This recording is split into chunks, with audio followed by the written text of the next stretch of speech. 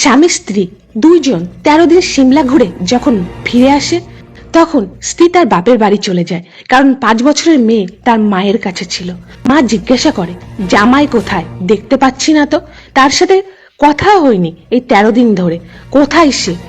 যেই মা তার মেয়েকে এই কথা জিজ্ঞাসা করে, মেয়ে ঘুরিয়ে ফিরিয়ে উত্তর দেওয়া শুরু করে। ও কাঁদতে কাঁদতে একসময় বলে তার স্বামী সৌরভকে তার শ্বশুরবাড়ির লোকেরা এসে মেরে ফেলেছে।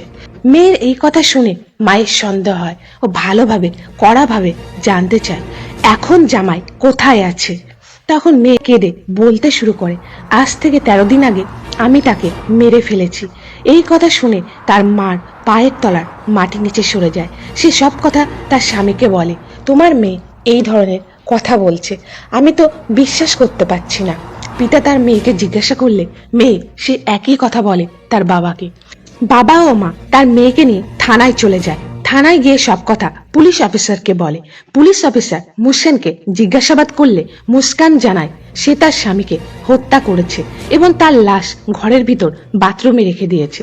তারপরে কিছু পুলিশ কনস্টেবল বাথরুমে গেলে বাথরুম পরিষ্কার দেখে, শুধু এক কোণায় একটা ড্রাম রাখা আছে তা দেখতে পায়। ড্রামটি সিমেন্ট দিয়ে পুরো ভরা ছিল। ওই মহিলাকে আবার জিজ্ঞাসা করা হয় যে লাশটা কোথায়। তখন সে বলে সে তার স্বামীকে মেরে লাশের ছোট ছোট ১৫ টুকরো করে কেটে ড্রামের ভিতরে রেখে উপরে সিমেন্ট দিয়ে ভরে দিয়েছে। তখন ওই ড্রাম যখন খোলা হয় তখন তার মধ্যে সত্যি লাশের দেহখণ্ড পাওয়া যায়। সাথে সাথে পুলিশ মুস্কানকে গ্রেপ্তার করে ও ড্রামটি সাথে করে নিয়ে যায়। মুস্কানকে থানায় আরো কড়াভাবে অফিসাররা জিজ্ঞাসাবাদ করতে শুরু করে। স্বামীকে সে ১৩ দিন আগেই হত্যা করলে তাহলে সিমলাতে তার সাথে কে ছিল? তখন মুস্কানের কাছ থেকে তার প্রেমিকের কথা জানা যায়। সে বলতে শুরু করে, ২৪শে ফেব্রুয়ারি ২০২৫ তার স্বামী লন্ডন থেকে নিজের বাড়িতে আসে ২৮শে ফেব্রুয়ারি তার মেয়ের জন্মদিন সেলিব্রেট করার জন্য। জন্মদিনে খুশির সাথে কেক কেটে ধুমধাম করে তার মেয়ের জন্মদিন সে পালন করে। এর ২-৪ দিন পরে ৪ই মার্চ রাতে খাবারের সাথে ঘুমের ওষুধ মিশিয়ে তাকে খাইয়ে দেয়। তার স্বামী খাবার খেয়ে শুয়ে পড়ে।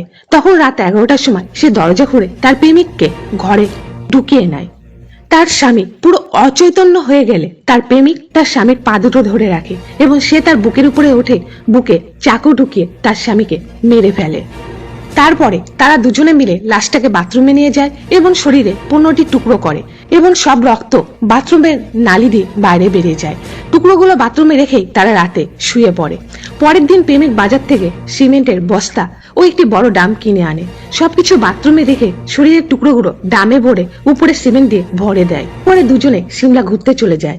এই ঘটনা সামনে আসার পর থেকেই পুরো সোশ্যাল মিডিয়া জুড়ে হইচই লেগে যায়।